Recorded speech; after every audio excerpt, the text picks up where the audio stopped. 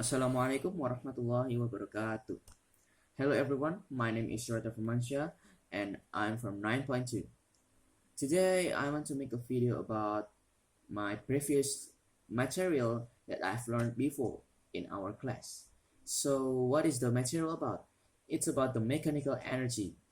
Uh, what is mechanical energy? So mechanical energy is a concept in physics that refers to the sum of two types of energy associated with an object's motion and position, kinetic energy and potential energy. So kinetic energy, this is an energy object possesses due to its motion. It depends on time. It depends on the mass of the object and its velocity.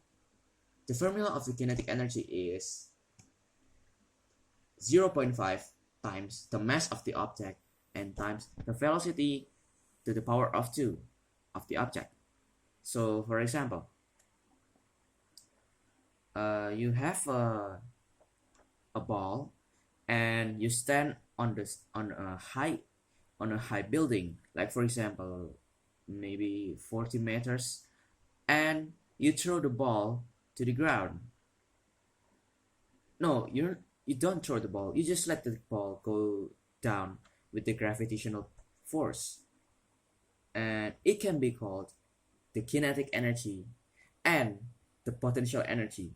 So potential energy and kinetic energy is quite different, but they're not that hard to be divided. Like potential energy has a formula of mass times gravity times height, and it was a lot easier to count and to be used the formula as than the kinetic energy formula, because you don't need more formula to count the potential energy. Like for example, like before, you stand in a 40-meter building and you hold a ball. It has a mass of 2 kilograms and the height is 40 meter and the gravity is 10 meter per second. And you just you're not to throw the ball, you just let the ball go down with the gravitational force. So here's how you can count the potential energy. So by using the formula mass times gravity times height, the mass of the ball is 2 kilograms, the gravitational force is 10 meter per second, and the height is 40 meter. So you just need to count the 2 times 10, 2 kilograms times 10 of the gravitational force, which equal to 20, and you times the 20 with the 40, which is the building's height. So 20 times 40 is equal to 800 joule of potential energy. And it's pretty much the same with the kinetic energy, but you just use the different formula for that, like 0.5 times mass times velocity to the power of 2.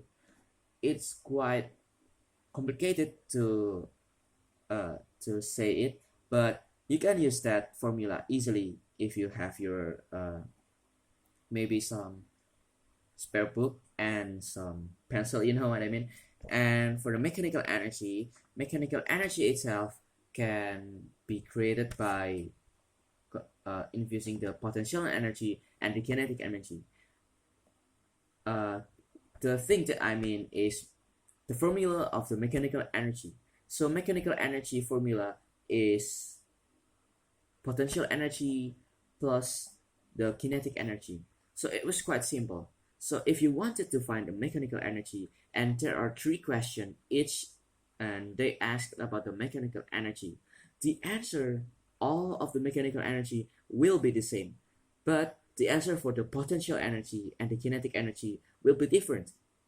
But in conclusion, mechanical energy will be stay the same.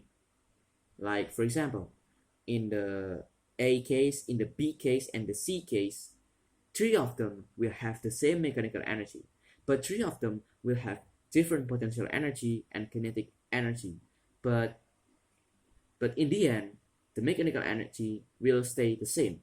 So that's it about today's topic, and hope you can understand what I mean, because I can't really explain it that well but I hope you can understand it pretty well.